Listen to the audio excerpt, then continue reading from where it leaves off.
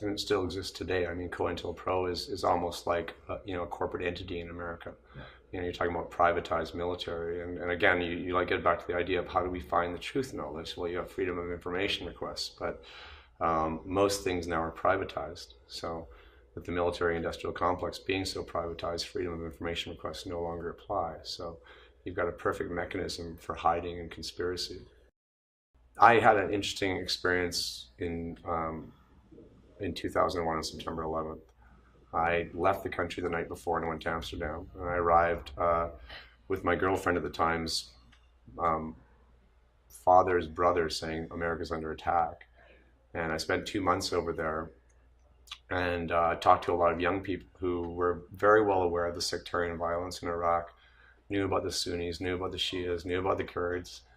And then I came back here to this surreal vision of nationalism twisted with patriotism and twisted with we're going to get you, and flags on cars, and talking to kids like no idea of anything going on over there until it was appropriate enough for the government to again exit the situation and create this sectarian violence, or let it just fold in on itself. So at one time I've heard through various sources that there is a meeting between intelligence and record executives to really promote gangster rap, to try and get kids into it and into jails, to fill jails. Whether it's true or not, I don't know. I don't know. I can neither confirm nor deny it, but it sounds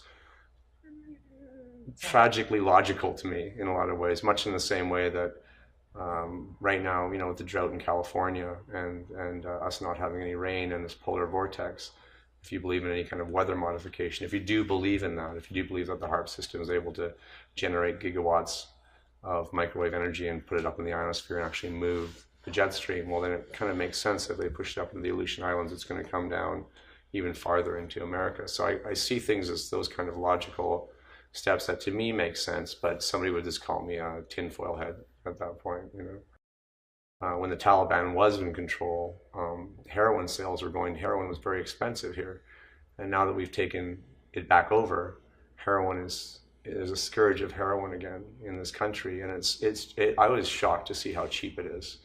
And I was never a complete user of heroin. I dabbled with it. I was scared of it because in Vancouver we had very strong stuff coming in from Asia, but I was certainly aware of it, and it was very expensive. And now you're looking at $6, for a bundle, and that's something that's a direct result of our dabbling in Afghanistan. I think we are the conduit for all of that coming over here, and obviously there's a lot of money being made by the military running drugs for black projects. And well, at that time I wasn't aware that, for example, that Rumsfeld was the one that actually sold Saddam Hussein all the chemical weapons that were used to both use on his own people and fight against Iran. It's like, look over here while this is happening over here. So at times I think the reason why we're allowed to exist is in some way to show that there is freedom of speech in this country.